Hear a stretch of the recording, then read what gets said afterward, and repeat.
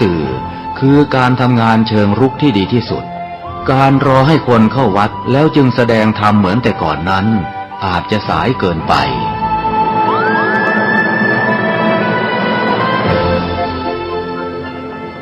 เราควรใช้สื่อนำธรรมะเข้าไปให้ถึงภายในบ้านโรงเรียนองค์กรต่างๆให้มากที่สุดการใช้สื่อจะทำให้ผ่อนแรงและประหยัดทั้งคนและเวลาเทศนาผ่านสื่อเพียงคนเดียวเสมือนเราเนรมิตนักเผยแผ่ได้เป็นหมื่นเป็นแสนนักเผยแผ่นั้นนอกจากอบรมตามหลักสูตรธรรมดาเพื่อให้ได้วุฒิบัตรรับรองแล้วพึงอบรมเรื่องการเทศนาการเขียนการค้นคว้าซึ่งอาจจะเป็นเรื่องเฉพาะตัว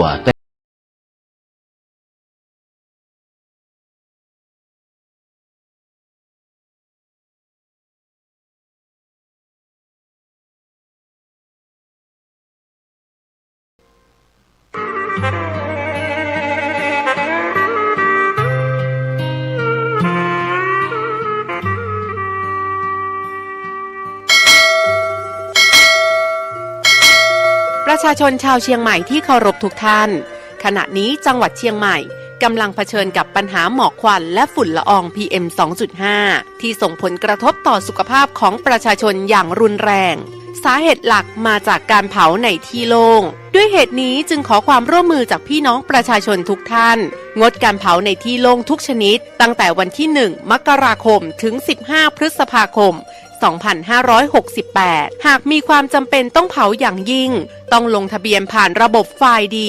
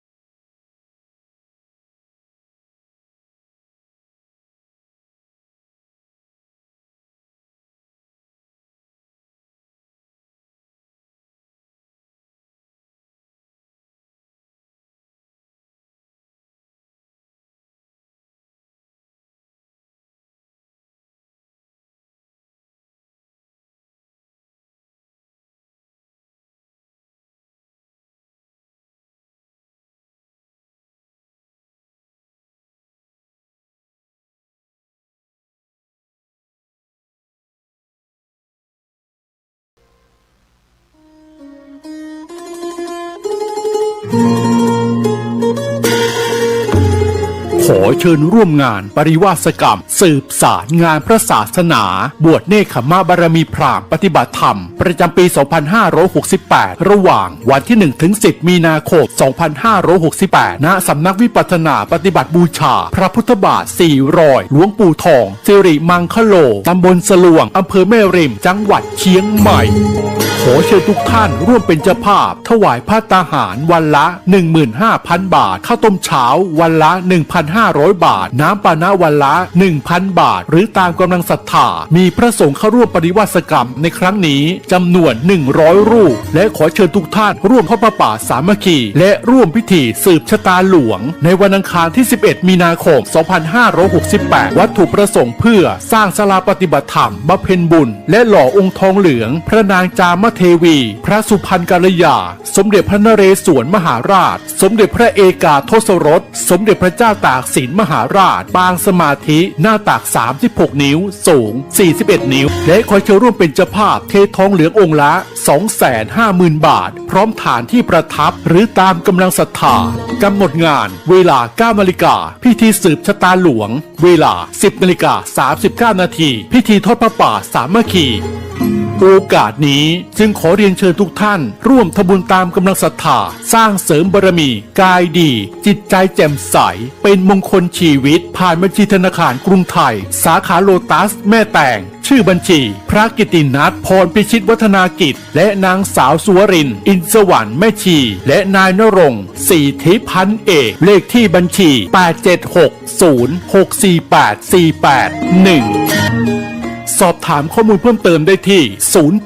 0817836514 092-323-4798 อย่าลืมวันที่ 1-11 มีนาคม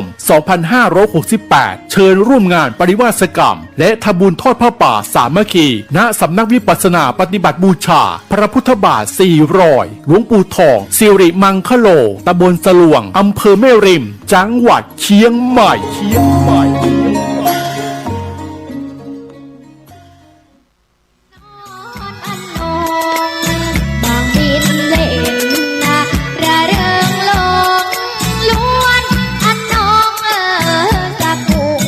เชิญร่วมงานโครงการเทศมหาชาติชาดก13กัน3ธรรมาสน์เทศโดยพระอาจารย์ราชันอาริโยพร้อมคณะชุดใหญ่พบกับทศพลหิมพานต์นักแหล่ตำนานลูกคอ9 ชั้นชมความสามารถน้องผักบุ้งนักแหล่ชื่อดังขวัญใจวัยรุ่นเด็กๆเทศณวัดสายมูลตำบลแม่กาอำเภอสัมปะตองจังหวัดเชียงใหม่วันอาทิตย์ที่ 16 มีนาคมจัดโดยพระครูสังวรศรีราภิรักษ์เจ้าอาวาสวัดสายมูลวัฒนธรรมอำเภอสัมปะตององค์การบริหารส่วนตำบลแม่กากลุ่มอาสาเลิศพันสะพานบุญศรีพลอยประดับยนต์เพื่อส่งเสริมพระพุทธศาสนาสร้างหอระฆังจัดซื้อข้าวสารอาหารแห้งให้กับผู้ยากไร้ผู้ด้อยโอกาสผู้ป่วยติดเตียงในเขตจังหวัดเชียงใหม่และจังหวัดลำพูนขอเชิญทุกหน่วยงานบริษัทห้างร้านต่างๆกลุ่มคณะต่างๆหมู่บ้านชุมชนทุกท่านทุกคนร่วมฟังเทศ13กัน3ธรรมาสน์ร่วมรับเป็นเจ้าภาพกันเทศโรงทานความสามัคคีร่วมด้วยช่วยกันอานิสงส์สูงยิ่งนักเป็นมงคลชีวิตต่อตนเองและผู้อื่นความสำเร็จก็บังเกิดขึ้นขอขอบคุณยินดีต้อนรับพี่น้องต่างจังหวัดต่างอำเภอต่างหมู่บ้านที่แจ้งมาจะเดินทางมาร่วมในงานนี้วันอาทิตย์ที่ 16 มีนาคมณวัดสายมูลตำบลแม่กาอำเภอสัมปะตองจังหวัดเชียงใหม่เทศตั้งแต่เวลา 9 นาฬิกาถึง 17 นาฬิกาขอเชิญรับเป็นเจ้าภาพกันเทศ13กันและรับเป็นเจ้าภาพโรงทานติดต่อ 081-289-8992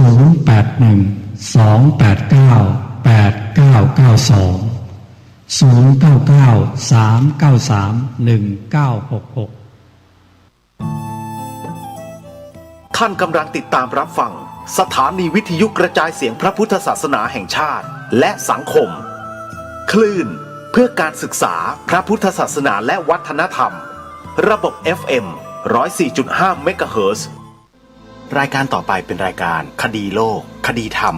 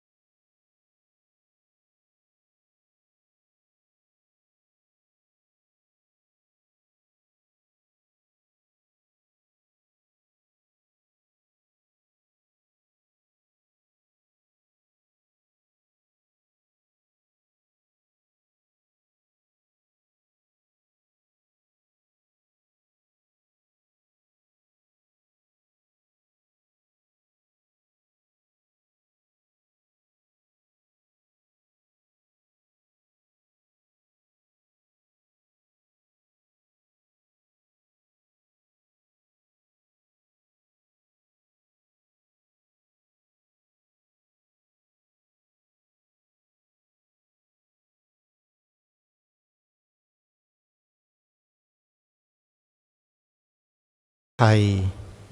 เพื่อติดตามรับฟังรายการนี้ได้เป็นประจำทุกวันแอปพลิเคชันนี้มีสถานีวิทยุพระพุทธศาสนารวมอยู่ในที่เดียวกัน48สถานีท่านใดที่มีโทรศัพท์มือถือระบบ Android สามารถดาวน์โหลดเพื่อติดตามรับฟังได้และสามารถฟังได้ทุกที่ของประเทศไทยและทั่วโลกแอปพลิเคชันนี้ได้รับการพัฒนาขึ้นโดยวัดป่าจริยธรรมอำเภอนาด้วงจังหวัดเลยร่วมกับวัดท่าพระยาจักรท่านต้นสรายุทธสิริสาโรผู้อำนวยการสถานีวิทยุสาธุเรดิโออำเภออู่ทองจังหวัดสุพรรณบุรีร่วมด้วยช่วยกันผลงานชิ้นนี้ถือว่าเป็นผลงานที่มีค่าอย่างยิ่งสำหรับพุทธศาสนิกชนไทยของเราเพราะเนื่องจากว่าการที่เราจะได้สดับรับฟังพระธรรมคำสอนของพระสัมมาสัมพุทธเจ้าโดยเวลาที่ปกติหรือเป็นชีวิตปกติของคนเรานั้นมันเป็นเรื่องที่ทำได้โดยยากมากเพราะเนื่องจากว่า1. เราจะหาบุคคลผู้เสียสละมานั่งทำรายการให้พวกเราได้ติดตามรับฟังกันเนี่ยหายาก 2. ครูบาอาจารย์ที่แสดงธรรมงดงามในเบื้องต้นงดงามในท่ามกลางงดงามในที่สุดก็หาได้โดยยาก 3. การที่เราจะมีสื่อใช้เป็นประโยชน์ในการติดตามรับฟังนั้นก็หาได้ยากถ้าหากไม่มีผู้เสียสละจัดทำให้เราก็จะไม่มีวันที่จะรู้ธรรมะของพระสัมมาสัมพุทธเจ้าที่ถูกต้องเลยอาจจะได้ยินธรรมะประเภทสัตธรรมปฏิรูปเสียโดยมากซึ่งมีคนอยู่บางกลุ่มบางพวกนำธรรมะของพระสัมมาสัมพุทธเจ้าไปดัดแปลงแล้วก็นำไปพูดนำไปบรรยายนำไปขยายให้พวกเราได้ฟังกันซึ่งมีอยู่ไม่น้อยเลยที่เมื่อผู้รู้ตรวจสอบดูแล้วปรากฏว่าอธิบายความผิดสภาวะไปเยอะแยะมากมายเลยอันนี้เป็นอันตรายต่อมรรคผลนะโยมถึงแม้ว่าเราจะฟังด้วยความตั้งใจเกิดศรัทธาเกิดความรู้ขึ้นมาบ้างแต่เป็นความรู้ที่ไม่ตรงเป้าหมายเราก็ไปได้แค่สวรรค์แต่ไม่อาจจะถึงพระนิพพานได้นะโยมนะส่วนครูบาอาจารย์ที่ท่านทรงไว้รักษาไว้ซึ่งหลักธรรมคำสอนของพระสัมมาสัมพุทธเจ้าอย่างถูกต้องตามระเบียบแบบแผนเนี่ยก็จะแสดงก็จะบรรยายธรรมตามความรู้ที่ได้ศึกษาเล่าเรียนมาจากคำสอนพระสัมมาสัมพุทธเจ้าโดยตรงซึ่งมีอยู่ในรูปของพระบาลีอัตถกถาดีกานั่นแหละจึงจะชื่อว่าเป็นผู้บรรยายขยายความในข้อธรรมได้อย่างถูกต้องที่สุดเพราะฉะนั้นครูบาอาจารย์ที่มีความรู้ด้านปริยัติศึกษาหรือปริยัติธรรมแล้วท่านมีการปฏิบัติกรรมฐานควบคู่กันไปด้วยเนี่ยจึงเป็นบุคลากรที่หาได้ยากทางรายการก็ได้ปรารภบอกกับท่านผู้ฟังไปแล้วเมื่อครั้งที่ผ่านมาว่างานวิปัสสนาธุระ ถ้าจะให้เกิดเป็นโพธิเป็นผลที่ดีขึ้นได้เนี่ยจะต้องเกิดจากผู้เป็นพระวิปัสสนาจารย์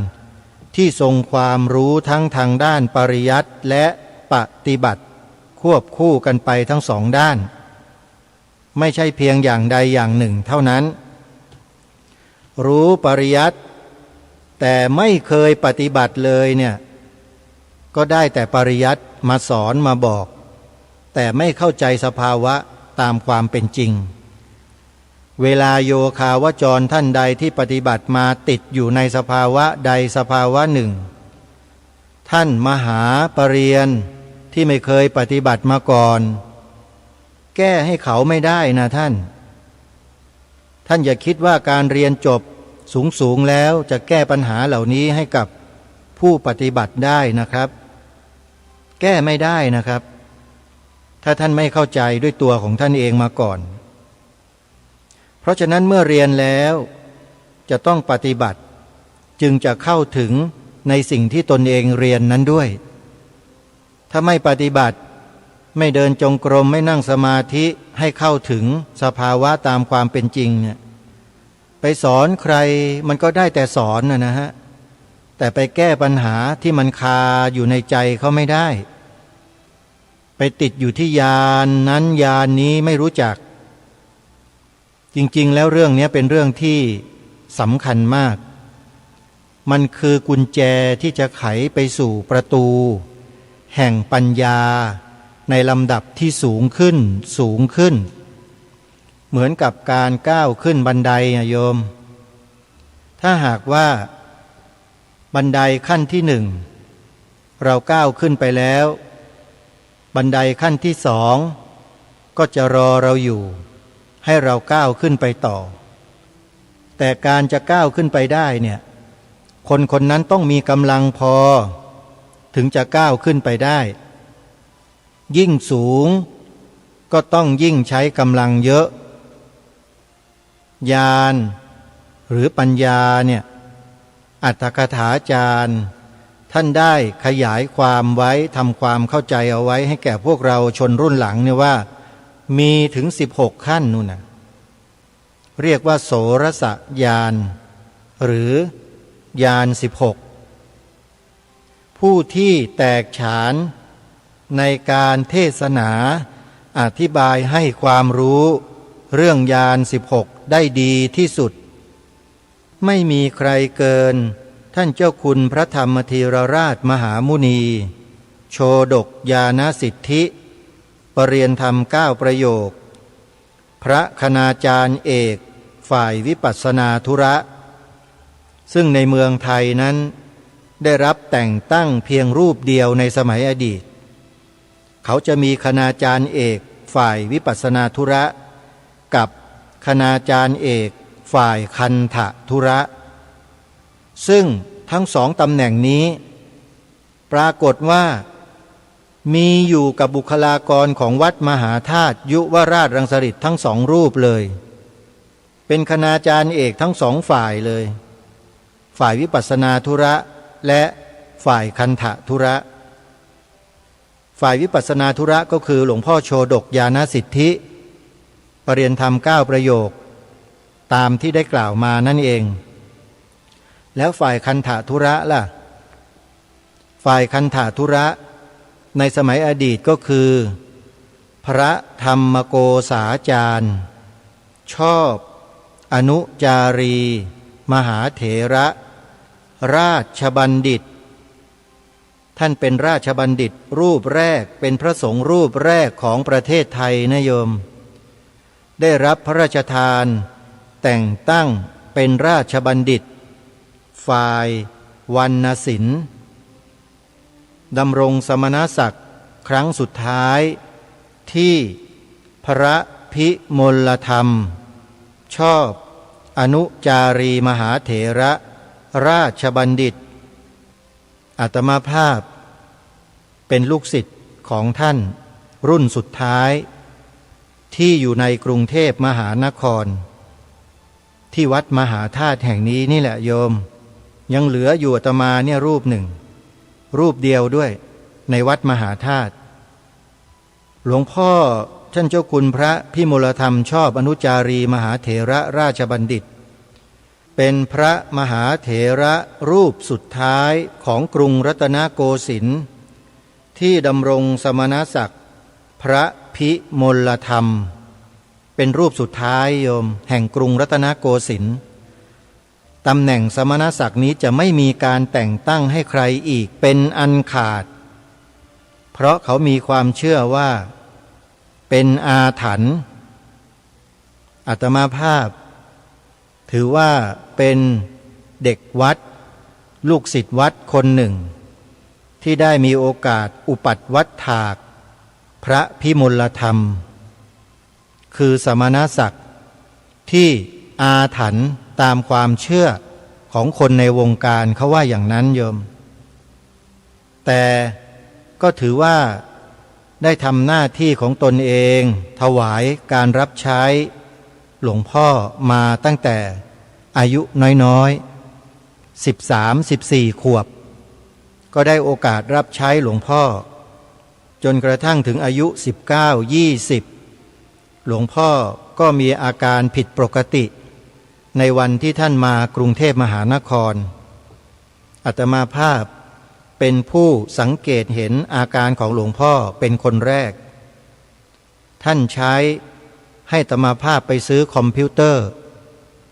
อาตมาภาพก็ไม่รู้ว่าคืออะไรออกมาถามหลวงลุงก็บอกว่าเป็นครีมหรือเปล่าเคาน์เตอร์เพนหรือเปล่าลองไปถามหลวงพ่อสิเพราะหลวงพ่อใช้อยู่เป็นประจำพอเข้าไปหลวงพ่อก็มองหน้าแล้วก็บอกย้ำอีกครั้งหนึ่งว่าไปซื้อคอมพิวเตอร์มาให้หน่อยหลวงพ่อครับคอมพิวเตอร์หรือว่าเคาน์เตอร์เพนครับนั่นแหละ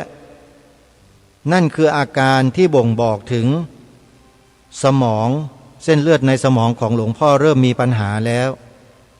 อายุท่าน90 กว่านั่นก็หมายความว่าเส้นเลือดในสมองเริ่มตีบแล้วก็เกิดอาการต่อมาเช่นนั้นจริงๆลูกศิษย์ก็กราบอาราธนานิมนต์ไปรักษา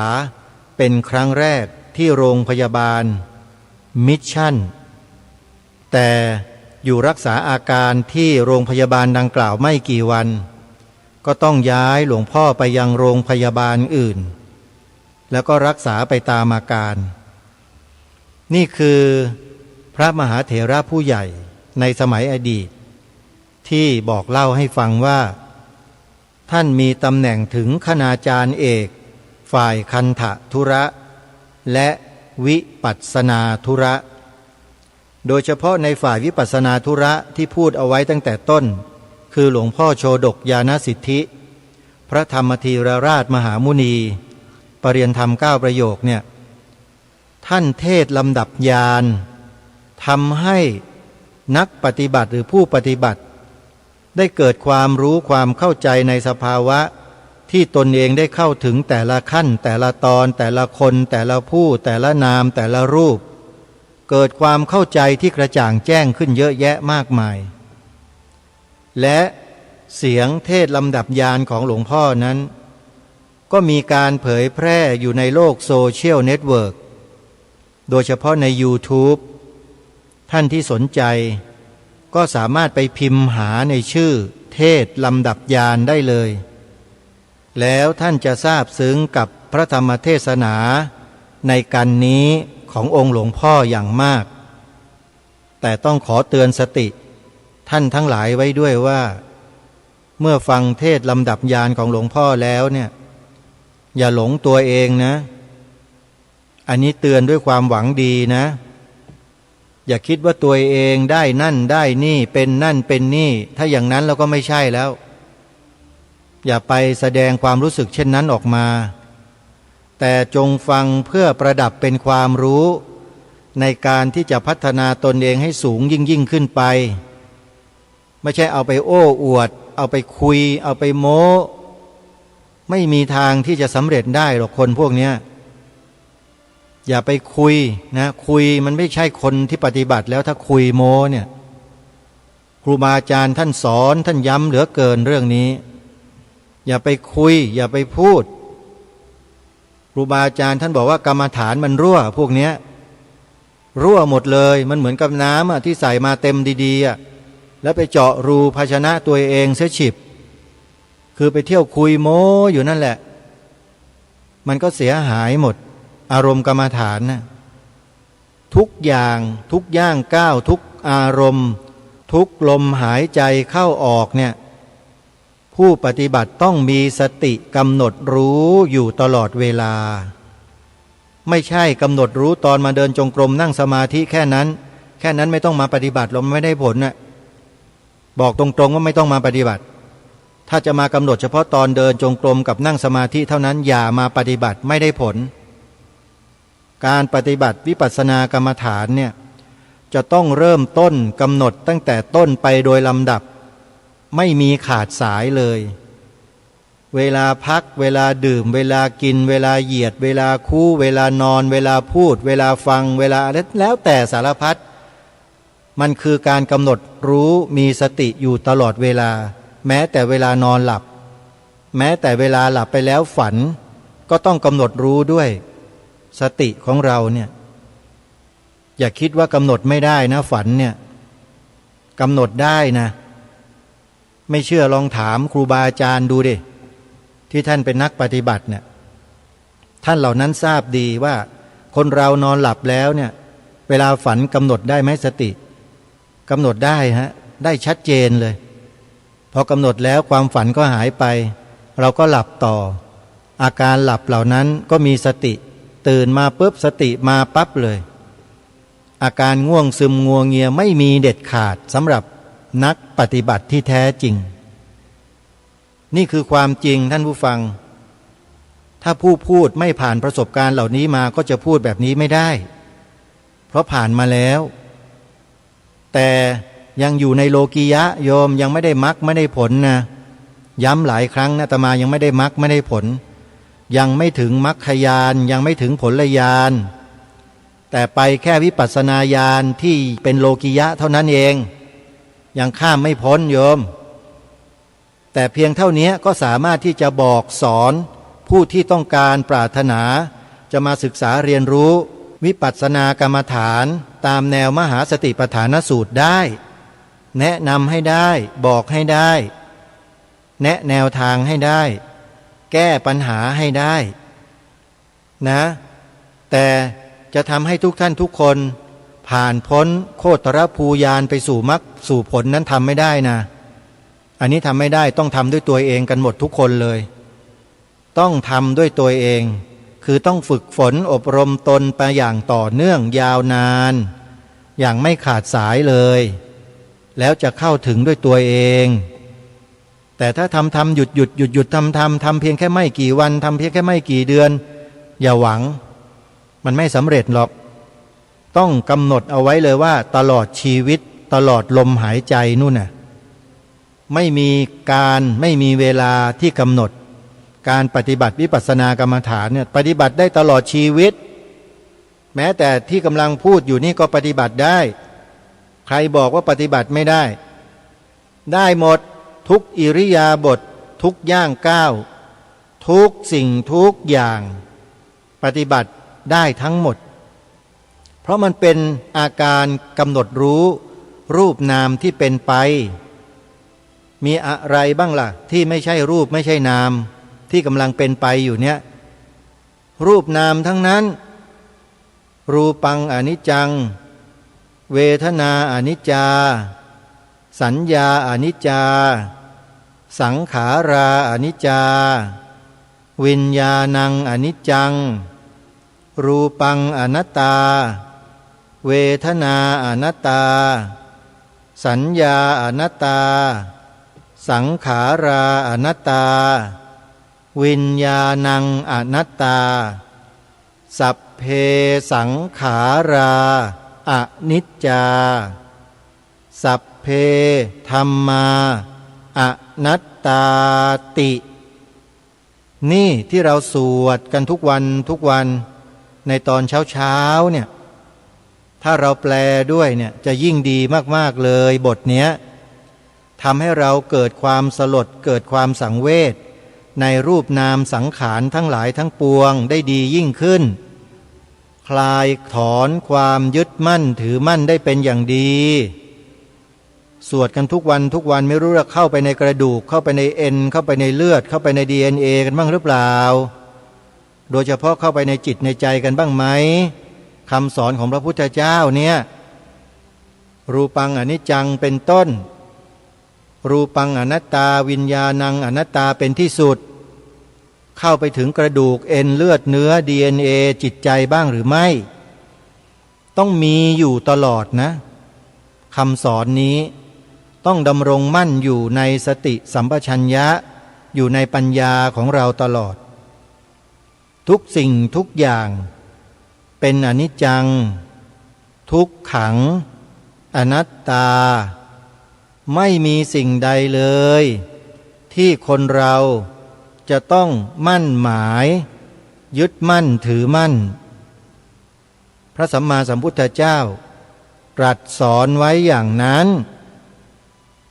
แต่คนเราบางคนก็ไปตีความธรรมะของพระพุทธเจ้าผิด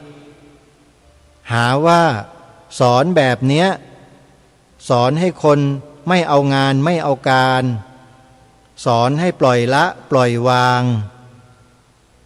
คนที่พูดแบบเนี้ยแปลว่าไม่เข้าใจแล้วก็ไม่รู้การปล่อยละปล่อยวางของพระสัมมาสัมพุทธเจ้าเนี่ยพระองค์ท่านทรงให้ปล่อยละปล่อยวางอะไรทราบไหมปล่อยละปล่อยวางกิเลสแต่ให้รักษากุศลเอาไว้ตัวกุศลเนี่ยมันจะปล่อยปละละเลยไม่รับผิดชอบในหน้าที่การงานได้ไหมตัวกุศลน่ะ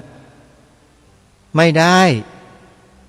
ยิ่งมีจิตที่เป็นกุศลเนี่ยยิ่งรับผิดชอบต่องานต่อหน้าที่การงานอย่างมากแล้วก็มีความละเอียดรอบคอบต่อการทำงานอย่างมากตัวกุศลจิตถ้ามีมากๆเนี่ยโยมเพราะฉะนั้นใครที่ปฏิบัติวิปัสสนากรรมฐานแล้วเป็นคนขี้เกียจ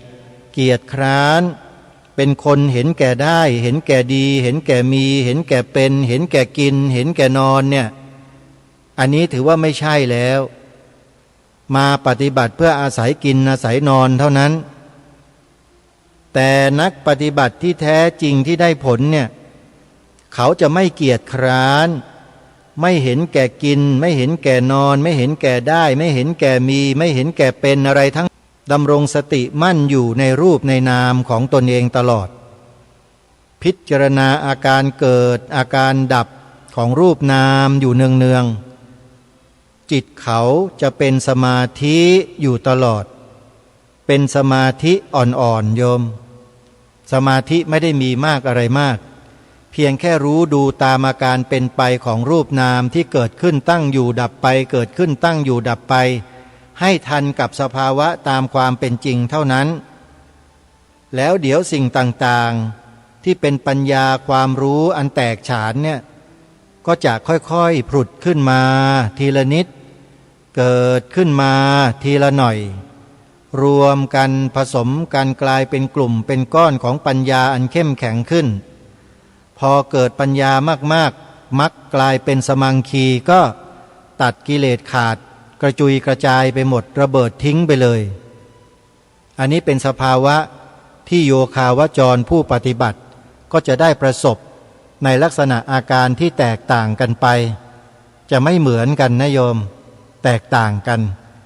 แล้วจะรู้ด้วยตัวเองเท่านั้นเป็นปัจจัตตังเวทิตัพโพวินยูหิผู้รู้ก็รู้ได้เฉพาะตนเท่านั้นไม่มีใครมารู้ของใครได้นะเรื่องผลจากการปฏิบัติเนี่ยบอกใครก็ไม่ได้แนะนำได้สอนได้ให้เดินให้นั่งได้แล้วก็แก้สภาวะที่ติดขัดกึกกักเหล่านั้นนะแก้ให้ได้ส่วนการจะเดินไปข้างหน้าเดินกันเองครูบาอาจารย์แนะแนวทางให้แล้วก็ทำตามนั้นแต่ถ้าเกิดอาการเบื่ออาการเซ็งเบื่อหน่ายขึ้นมานั่นหมายความว่ากิเลสกำลังครอบงำจิตอุทธัจจะ กุกกุจจะมาแล้ว ไม่รู้จักไม่เท่าทันแพ้มันสิฮะถ้าไม่รู้เท่าทันมันนี่ต้องเรียนรู้ต้องทำความเข้าใจด้วยนะว่าตัวไหนที่มันเกิดปรากฏอยู่ในจิตของเรามันคือกิเลสกิเลสอย่างหยาบกิเลสอย่างกลางกิเลสอย่างละเอียดมันมีหมดอย่างหยาบก็กำจัดได้ด้วยศีลอย่างปานกลางก็กำจัดได้ด้วยสมาธิอย่างละเอียดยิบก็กำจัดได้ด้วยปัญญาเห็นไหมท่านวางหลักไว้ให้หมดแล้วทุกอย่างมันเป็นเหตุเป็นผลกันสิ่งนี้มีสิ่งนี้จึงมีสิ่งนี้เกิดสิ่งนี้จึงเกิดหลีกหนีไม่พ้นมันเป็นเหตุเป็นปัจจัยที่เกี่ยวเนื่องกันหมดเพราะฉะนั้นการศึกษาเรียนรู้เรื่องวิปัสสนาธุระเนี่ยถ้าจะให้ดีให้เก่งให้เข้าใจได้ง่ายท่านต้องไปผ่านการศึกษาพระปริยัติธรรมมาซะก่อนอย่างน้อยๆต้องจบนักธรรมเอกอย่าไปลอกข้อสอบคนอื่นอย่าไปแอบเอาหนังสือไปดูในห้องสอบไอ้อย่างนี้มันก็ไม่ได้เรื่องมันก็โกงตั้งแต่เริ่มต้นแล้วมันจะมาปฏิบัติวิปัสสนาได้บรรลุอะไรล่ะไม่มีทางอะไอ้พวกโกงข้อสอบทั้งบาลีทั้งนักธรรมอะเรียนธรรมะแต่ดันไปทำทุจริตไม่ได้เรื่องนะพวกนี้ไม่มีทางทำให้ศาสนาเจริญได้หรอกแค่ตนเองยังไม่สามารถรักษาความสัตย์ความซื่อไว้ได้ไปสอบก็ไปโกงไปเอาคนอื่นมาสอบแทนอย่างเงี้ยเนี่ยคนแบบนี้มีอยู่ในสังคมนะโยมอาตมาภาพจึงพยายามเตือนพยายามบอกญาติโยมสาธุชนทั้งหลายว่าเวลาจะไปฟังธรรมะจากใครเนี่ยโยมฟังแล้วต้องใช้ปัญญาแยกแยะให้ดีนะโยมฟังแล้วโยมจะเสียทรัพย์เสียตัวให้กับบุคคลนั้นมากน้อยเพียงใดหรือไม่ต้องสังเกตอาการเหล่านั้นด้วยไม่ใช่ว่าโอ้โหฟังแล้วฉันชอบจังเลยอะไรเลยเขาพูดอะไรก็เชื่อเขาหมดปอกลอกหมดตัวไม่มีเหลือไอ้อย่างนี้ก็มีนะระวังให้ดีโยม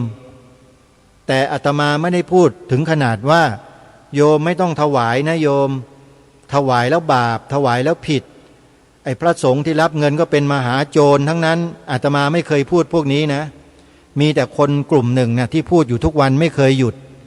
คนกลุ่มนั้นน่ะซึ่งทางอปพสเองก็ทราบ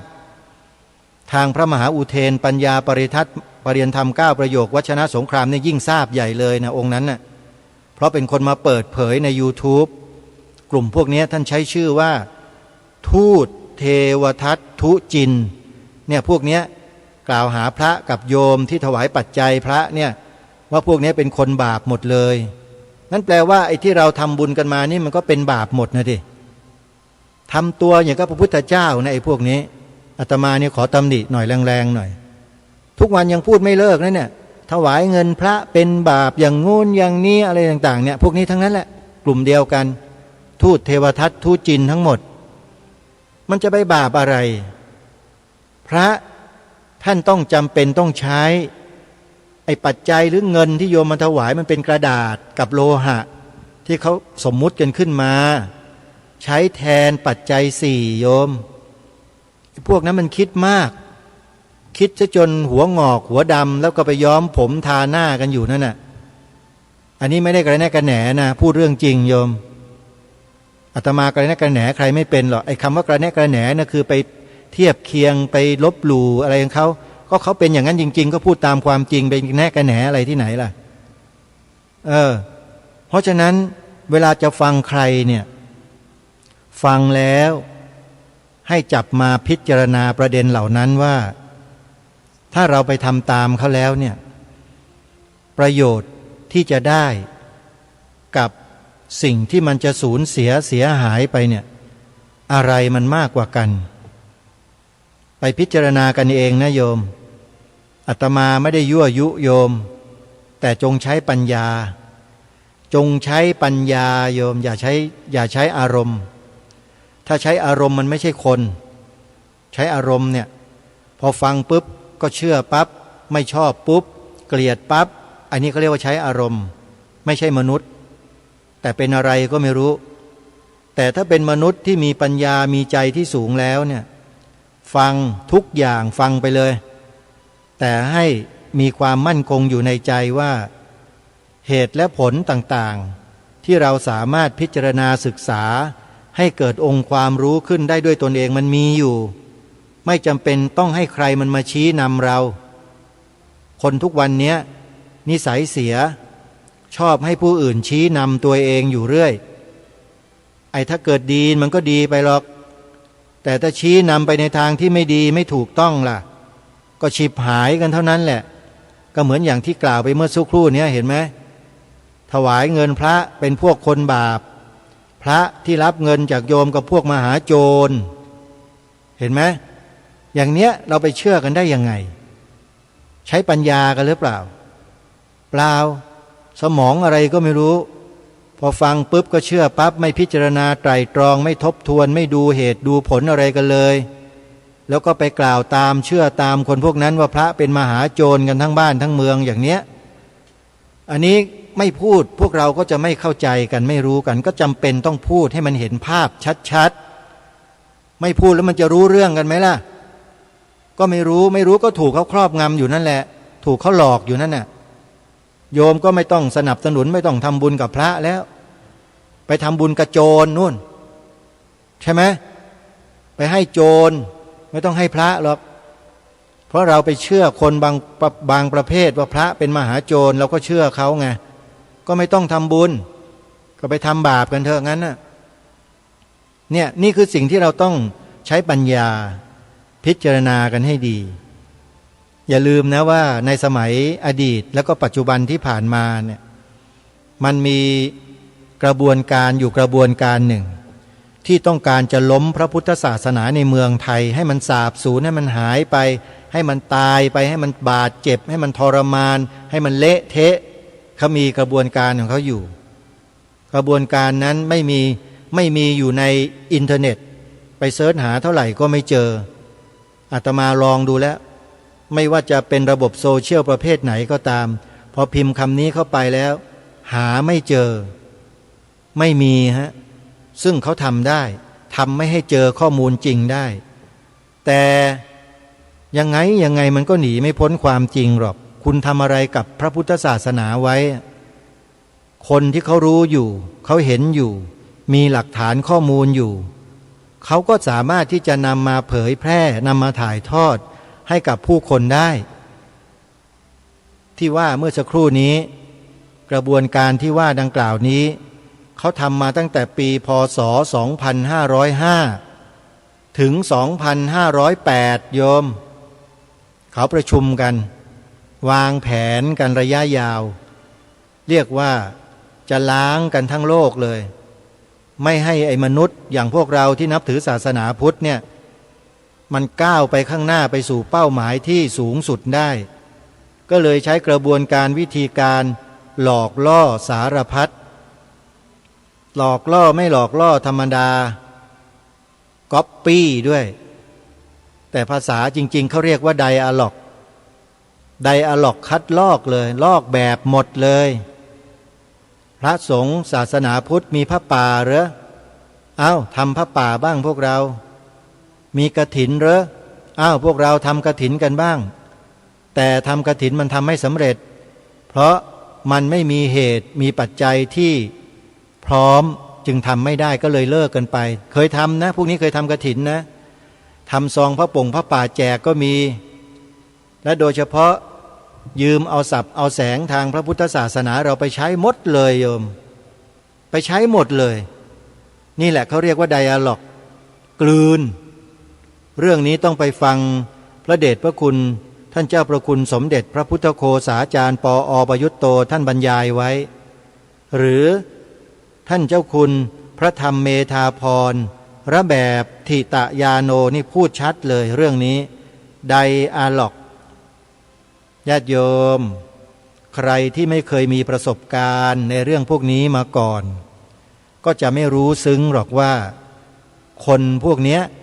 ที่กระทำการกับศาสนาพุทธในประเทศไทยของเราเนี่ยเขามีใจบาปหยาบช้าเพียงใดโยมจะไม่เข้าใจหรอกเราอาตมาทั้งหลาย ที่ทำงานพวกนี้กันอยู่เนี่ยซึ้งกับคนพวกนี้เหลือเกินเป็นคนที่มาหาบาปเลยแหละพูดง่ายๆทำลายได้แม้แต่กระทั่งคำสอนของพระสัมมาสัมพุทธเจ้าจริงๆว่าจะไม่พูดแล้วนะแต่มันก็ต้องแวะมานิดหนึ่งเพราะมันเป็นเนื้อหาที่ต่อเนื่องกันเพราะฉะนั้นเวลาเราจะศึกษาเรียนรู้จะฟังอะไรใครก็ตามเถอะเราอย่าเพิ่งไปเชื่อขอย้ำนะอย่าเพิ่งไปเชื่ออย่าเพิ่งปลงใจเชื่ออาจารย์เสถียรโพธินันทะท่านใช้คำดีมากอย่าเพิ่งปลงใจเชื่อให้ฟังไว้แล้วนำไปปฏิบัติพิจารณาดูซิเมื่อไปปฏิบัติตามที่เขาบอกแล้วเนี่ยผลที่เกิดขึ้นมันจะเป็นไปในทางบวกหรือเป็นไปในทางลบตรงนี้แหละจึงจะตัดสินได้แต่ถ้าตราบใดยังไม่ได้พิสูจน์ก็อย่าเพิ่งไปเชื่อเหมือนกับกลุ่มคนที่กล่าวมาเมื่อสักครู่นี้ที่บอกว่าถวายปัจจัยพระแล้วเป็นคนบาปพระรับปัจจัยแล้วเป็นมหาโจรเนี่ยโยมเชื่อไหมคนไหนมั่งฟังแล้วเชื่อทันทีมีไหมถ้ามีให้รู้ตัวไว้ด้วยว่าเป็นมิจฉาทิฏฐิถ้าฟังแล้วเชื่อเลยเนี่ยเป็นมิจฉาทิฏฐิแต่ถ้าฟังแล้วยังนิ่งอยู่ยังพิจารณาดูอยู่ยังไม่ใช่มิจฉาทิฏฐิและยังไม่ใช่สัมมาทิฏฐิแต่เมื่อปลงใจเชื่อแล้วเห็นแล้วแจ้งแล้วรู้แล้วว่าการกระทำของคนพวกนี้มีวัตถุประสงค์เพื่ออะไรตรงนั้นแหละจึงจะชื่อว่าบรรลุเข้าถึงแล้วเข้าใจแล้วแล้วก็ตัดสินใจเองเลยจะตัดสินใจไปอยู่ฝ่ายมิจฉาทิฏฐิหรือจะตัดสินใจไปอยู่ในฝ่ายสัมมาทิฏฐิเลือกได้เห็นไหมฮะเพราะฉะนั้นจะฟังอะไรใครก็ตามอย่าด่วนตัดสินใจทันทีแต่จงใช้วิจารณญาณให้ยาวนานจนกว่าจะเกิดเป็นผลที่ปรากฏให้เราประจักษ์แจ้งนั่นแหละจึงเชื่อได้ดีหรือไม่ดีคือคำตอบนี่คือสิ่งที่ทางรายการพยายามตอกย้ำให้พวกเราชาวพุทธมีสติและสัมปชัญญะให้ต่อเนื่องการมีสติและสัมปชัญญะให้ต่อเนื่องได้นั้นเนี่ยมันจะต้องฝึกฝนสิอยู่ๆมันจะมาดำรงสติสมาธิอยู่ตลอดเวลามันเป็นไปได้ยังไงไม่ได้ฝึกไม่ได้ฝนน่ะมันต้องฝึกฝนก่อนฝึกฝนยังไงล่ะเจริญสติปัฏฐานสี่สิแล้วไปเจริญไปทำยังไงล่ะก็ไปเรียนสิสำนักที่เขาสอนวิปัสสนากรรมฐานมีอยู่สำนักปฏิบัติธรรมประจำจังหวัดในแต่ละจังหวัดคณะสงฆ์เขาตั้งขึ้นมาอยู่ในจังหวัดนั้นๆเยอะแยะไปเสาะหาดูในจังหวัดของโยมมีแน่นอนโยมสำนักปฏิบัติธรรมประจำจังหวัดโยมก็ถามครูบาอาจารย์ของโยมดูก็ได้ว่าวัดไหนบ้างแล้วโยมก็เข้าไปสอบถามซิเขามีระเบียบการยังไงปฏิบัติกันช่วงไหนและปฏิบัติกันอย่างไรเริ่มตั้งแต่วันไหนถึงวันไหนเหมือนอย่างวัดป่าจริยธรรมเนี่ยวัดป่าจริยธรรมอำเภอนาด้วงจังหวัดเลยที่จะมีงานวันพรุ่งนี้แล้วเนี่ยนะงานครบรอบ20 ปีสถานีวิทยุวัดป่าจริยธรรมนะโยมเขาจัดพรุ่งนี้นะ9 มีนาคมนะไปร่วมงานกันใครได้ยินแล้วนะโยมไปช่วยกันนะพรุ่งนี้ไปเจอกันที่นั่นนะโยมวัดป่าจริยธรรมเป็นแบบอย่างในการจัดปฏิบัติธรรม7 วัน 7 คืนและปฏิบัติเป็นประจำทุกเดือนด้วย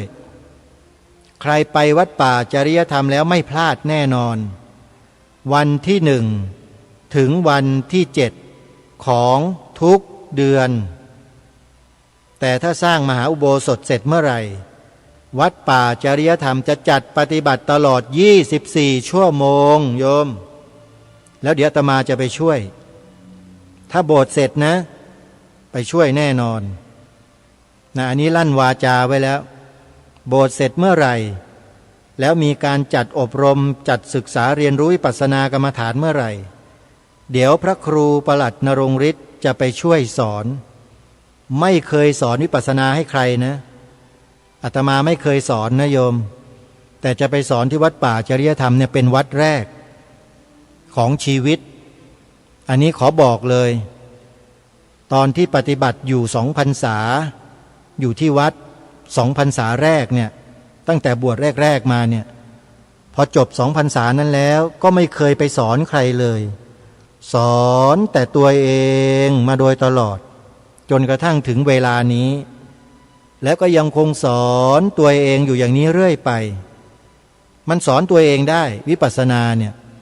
เตือนตัวเองได้ไขตัวเองออกบอกตัวเองเป็นเข็นตัวเองไปนี่คือวิปัสสนาธุระไม่มีการหรือไม่จำกัดการอยู่ที่ไหนสถานที่อย่างไรอากาศเป็นยังไงสัปปายะหรือไม่สัปปายะไม่เกี่ยววิปัสสนากรรมฐานสามารถกำหนดรู้ดูอาการของรูปและนามได้ทั้งหมดในโลกนี้ไม่มีอะไรเป็นรูปในโลกนี้ไม่มีอะไรเป็นนามล่ะ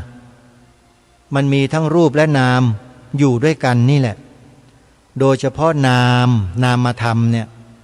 มันอยู่กับเราโยมคนอื่นเขาก็เป็นนามของเขานามของเราก็เป็นเฉพาะของเราเวลาพิจารณารูปกับนามก็พิจารณาภายในขันธ์5ของเรานี่แหละไม่ได้ไปพิจารณาอะไรข้างนอกสักหน่อยเพราะฉะนั้นสิ่งภายนอกอากาศภายนอกภาวะการภายนอกเหตุการณ์ภายนอกไม่มีปัญหาเลยสำหรับผู้เจริญสติปัฏฐาน4พิจารณาเป็นธรรมได้หมดจริงๆโยมลองปฏิบัติกันดูนะใครที่ไม่เคยไม่เคยไม่มีประสบการณ์ไม่มีความรู้ก็ขอบอกว่าให้เริ่มปฏิบัติตั้งแต่ระยะสั้นๆเดี๋ยวนี้เขามีหลักสูตรนะ2 คืน3 วัน4 คืน5 วัน7 คืน8 วันเดี๋ยวนี้เขามีนะโดยเฉพาะของคุณโยมแม่สิริกรินชัยเนี่ยโยมไปปฏิบัติได้เลยหรือแม้แต่ของสภายุวพุทธิกสมาคมแห่งประเทศไทยหรือแห่งชาติเขาก็ปฏิบัติในลักษณะนี้เหมือนกันลองไปดูนะคุณนพเก้าตอนนี้ดูแลกิจการที่สภายุวพุทธิกสมาคมอยู่โยมไปก็จะเห็นคุณนพเก้าเขาจะดูแลงานต่างๆในสภายุวพุทธิกสมาคมนั้นนะตัวเล็กๆนะน้ำหนักไม่มากประมาณเกือบ100 กิโลคุณนพเก้าขออภัยนะโยมเป็นความจริงนะก็ถือว่าเป็นสภาวะปกติของโยมนพเก้าเขานะมันไม่เกี่ยวกับร่างกายหรอกโยมอย่าไปดูตรงนั้นนะดูที่ปัญญาความสามารถนะฮะเพราะฉะนั้นใครสนใจก็สามารถเดินเข้าไปสู่การปฏิบัติได้เลยสำนักปฏิบัติธรรมเยอะแยะญาติโยมแล้วที่แนะนำไว้ตั้งแต่เมื่อวานเนี้ยนะก็มีอยู่ให้เราเข้าไปศึกษาเรียนรู้กันคนที่มีบุญเท่านั้นที่จะได้เข้ามาปฏิบัตินะจริงๆคนไม่มีบุญไปปฏิบัติยังไงก็ปฏิบัติไม่ได้เพราะไม่มีบุญพอจะต้องมีอันเป็นไปกันทุกคนเลยถ้าไม่มีบุญพอเนี่ยมีความอยากมีความต้องการมีความปรารถนาไปเดินจงกรมนั่งสมาธิไปปฏิบัติภาวนา1 วันก็แล้ว2 วันก็แล้ว3 วันก็แล้วโอ้ยทรมานสุดๆทนไม่ไหวลาออกมีนะเยอะแยะนะจะบอกให้ปฏิบัติแล้วไปไม่ได้บางคนฝืนสิฝืนสังขารฝืนร่างกายตัวเองปวดหัวสุดๆเครียดสุดๆแต่ด้วยความดันทุรังสู้ต่อสู้ไปสู้มา กลายเป็นอีกคนคนหนึ่งไปเลย คือแทนที่จะเดิน2 ขากลับกลายเดินเป็น4 เท้าบ้าไปเลยก็มีนี่เขาเรียกว่าบุญไม่ถึงฮะ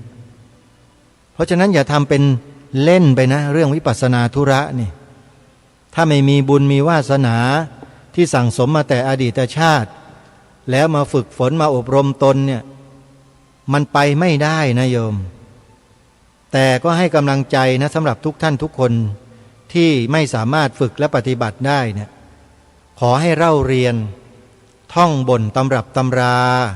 ศึกษาเรียนรู้พระปริยัติธรรมไปก่อนแล้วก็ท่องบนบ่อยๆมากๆท่องจนกระทั่งเป็นวสีจนเป็นสมาธินั่นแหละมันจะล้างสิ่งเหล่านั้นออกไปได้เขาเรียกว่าล้างวาสนาบางอย่างให้มันออกไปได้ด้วยการท่องบนตำรับตำราหลักคำสอนพระสัมมาสัมพุทธเจ้านี่แหละจะท่องอิติปิโส108ก็ได้อิติปิโสภควารังสัมมาสัมพุทโธวิชาจารณสัมมโนสุขโตโลกวิทูนุตโตโรปริสัมมาสาริสัทธาเทวมนุสสังพุทโธภควาติจะท่องเร็วท่องช้าท่องปานกลางก็อยู่ที่ความถนัดของแต่ละท่านแต่ละคนก็ท่องกันหรือจะเป็นบทพิเศษที่ตั้งขึ้นมาแต่งขึ้นมาก็ได้คาถาของครูบาอาจารย์องค์นั้นองค์นี้นะโมพุทธายะพระพุทธไตรรัตนญาณมณีนพรัตน์ศรีสหัสสะสุธรรมาบทมหาเศรษฐีของหลวงปู่ดูเนี่ยก็ได้ท่องไปจิตเป็นสมาธิและมันจะค่อยๆชำระล้างสิ่งที่มันค้างอยู่ในจิตในใจในขันธสันดานของเราที่มันหยาบๆมันจะได้ออกได้หลุดออกไปอย่าคิดว่าล้างไม่ได้นะล้างได้ด้วยมนต์นะมนต์ที่เราท่องเองนี่แหละนะอันนี้ขอฝากไว้สำหรับผู้ที่ปฏิบัติวิปัสสนากรรมฐานไม่ได้อย่าท้อแท้โยมสั่งสมบารมีในส่วนนี้ไปเรื่อยๆแล้วเดี๋ยวจะดีวันดีคืนขึ้นมาเองและสักวันหนึ่งเมื่อท่านก้าวไปสู่สำนักปฏิบัติเดินจงกรมนั่งสมาธิแล้วท่านจะรู้เองว่าสิ่งเหล่านั้นมันจะหลุดลอยไปจากท่านแล้วท่านจะสบายเบายิ่งขึ้นเยอะแยะเลยฝากไว้ท้ายรายการวันนี้หมดเวลาแล้วญาติโยมต้องขอสมมุติยุติไว้แต่เพียงเท่านี้ก่อนไว้พบกับรายการได้ใหม่ในวันต่อไปขอความสุขความสวัสดีในธรรมแห่งองค์สมเด็จพระบรมศาสดาสัมมาสัมพุทธเจ้าจงปรากฏเกิดมีขึ้นในจิตใจของท่านผู้ฟังทุกท่านทุกคนเทินขอเจริญพรกล้าคิดก็ต้องกล้าทำอย่ากลัวถ้าทำความดีเร่งศึกษาปัญหาให้ทันท่วงที